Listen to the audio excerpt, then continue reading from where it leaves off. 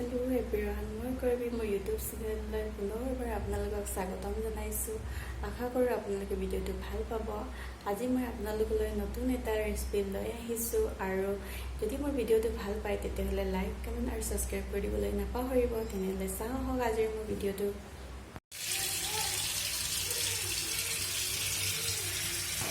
আজিৰ ৰেচিপিটো বনাবৰ কাৰণে এটা চিকেন লৈছোঁ। চিকেনটো মই কাটিব দিলোঁ আৰু কটাৰ পাছত সেইটো ধুনীয়াকৈ বইল কৰি লৈছোঁ। মই গাহৰি মাংস আৰু ব্ৰইলাৰ মাংস হ'লে সদায় বইল কৰি লওঁ মাংস। বইল কৰা মাংসখিনি মই এনেকৈ প্লেটত ওলাই লৈছোঁ।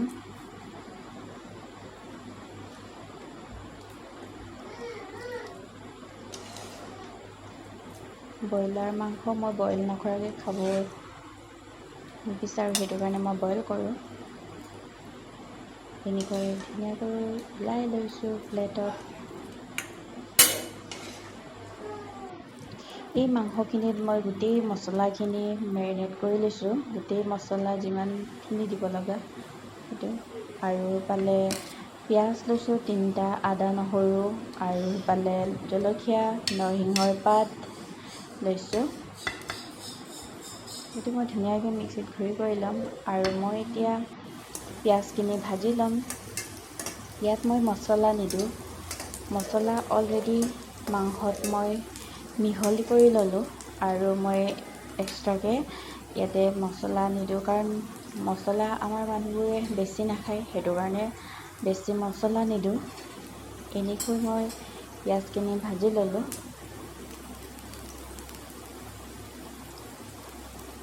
ইয়াতে মই দি দিম এতিয়া আদা নহৰু আৰু জলকীয়াৰ পেষ্টখিনি দি দিম। কেঁচা জলকীয়া মই একেলগে মিক্সিত ঘূৰি কৰি লৈছিলোঁ, সেইটো অলপ ভাজি ল'ম, অলপ কেঁচা গোন্ধটো যোৱালৈকে।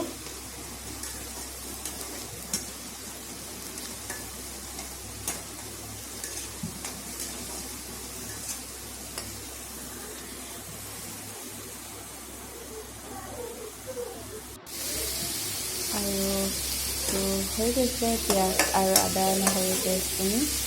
এতিয়া তাতে মই দি দিম মেৰিনেট কৰি থোৱা মাংসখিনি, ইয়াতে দি দিম।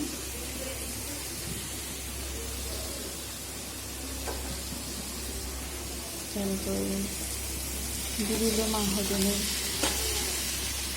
আৰু ধুনীয়াকৈ পিঁয়াজ তেলত লৰাই অলপ ভাজি ল'ম হাই ফ্লেমত। এনেকৈ ভজাৰ পাছত অলপ ঢাকোন মাৰি থৈ দিম, ফ্লেমটো ল' কৰি, নহ'লে পুৰি যাব মাংসখিনি।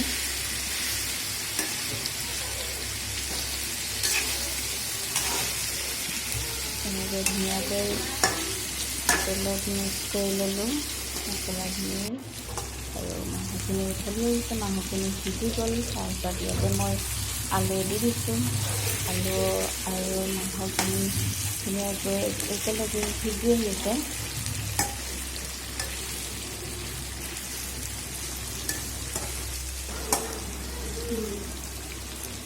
আলুখিনি এনেকৈ হেতা দি ভাঙি চাইছোঁ, আলুখিনি ভালকৈ সিজা নাই, অলপ সিজি আহিছে। এতিয়া অলপ ঢাকোন মাৰি থৈ দিম। এনেকৈ আলুখিনি সিজাৰ পাছত বিলাহীখিনি এনেকৈ দি দিলোঁ।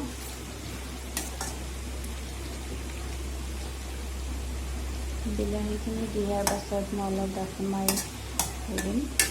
তাৰপিছত গৰম পানী অলপ দি দিম।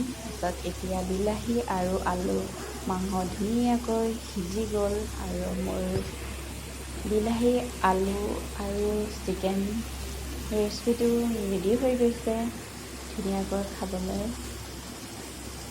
ৰেডি হৈ গৈছে আৰু মই এনেকৈ গেছটো নমাই দিলোঁ আৰু এনেকৈ মই থালিত উলিয়াই ল'লোঁ। আৰু সিফালে কলডিল ভাজি আৰু ভাত, ইফালে দালি আৰু নেমু লৈছোঁ, কেঁচা জলকীয়া এটা, পিঁয়াজ, এনেকৈ আমাৰ থালি ৰেডি হৈ গ'ল আৰু খাবলৈ বহুত টেষ্টি হৈছিলে। আৰু আপোনালোকেও এনেকৈ খোৱা নাই যদি খাই চাব, খাবলৈ বহুত টেষ্টি হয়। আৰু যদি মোৰ ভিডিঅ'টো ভাল পালে তেতিয়াহ'লে লাইক, কমেণ্ট আৰু ছাবস্ক্ৰাইব কৰি দিবলৈও নাপাহৰিব। তেনেহ'লে আজিলৈ আহোঁ, বাই।